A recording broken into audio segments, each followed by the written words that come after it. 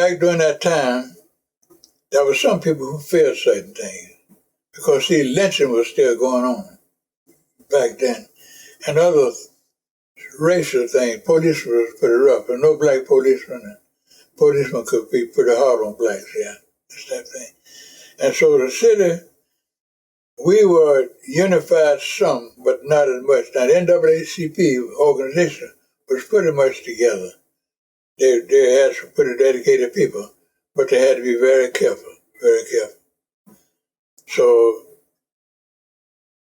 the law was pretty strict about segregation here. We couldn't go in restaurants or hotels.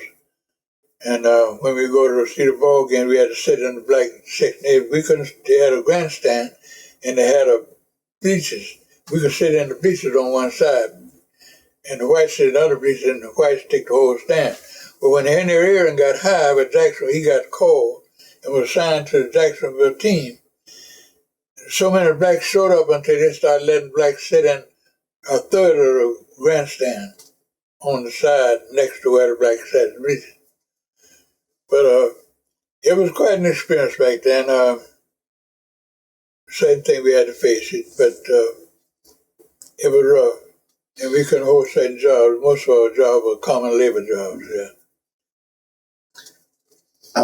I'd like, if we could, to go back to your brother. You were mentioning before that you think there might have been some racial motivation with the fate of your brother. Do you think you could tell me? Yeah, so we never did find out exactly. We took the word of the law. The law said that he had got hit a bridge and the car had gone over in a ravine and they found his body. But Mr. Wendell Holmes, and who ran a funeral parlor, and Daly, who back then was the pastor of First Baptist Church on the east side, they went and picked up his body.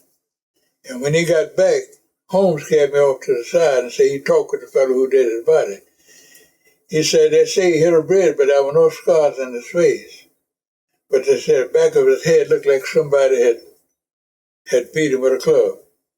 And so we never did try to investigate or look into anything. But back then, going into a small town to try to deal with that type of thing, many times we could get in trouble. So we went on and took the words of the law that said he had the right. But after listening to one of the Holmes and his report, after talking with the funeral director out there, we wondered about the whole thing. Yeah. And what did it mean to you losing him when you did? Oh, it meant a lot. It meant a lot. It hurt. So many people were hurt. Because, see, he was popular. And like he would tell some people, people say, I'm not scared. I'm just scared of the rest of it, but I just keep going. He just go on and do certain things and take a chance. And see, when he Lord say he was alone. He was driving from here to Memphis. And he was going up to Atlanta to pick up some things from a friend. And he was driving at night.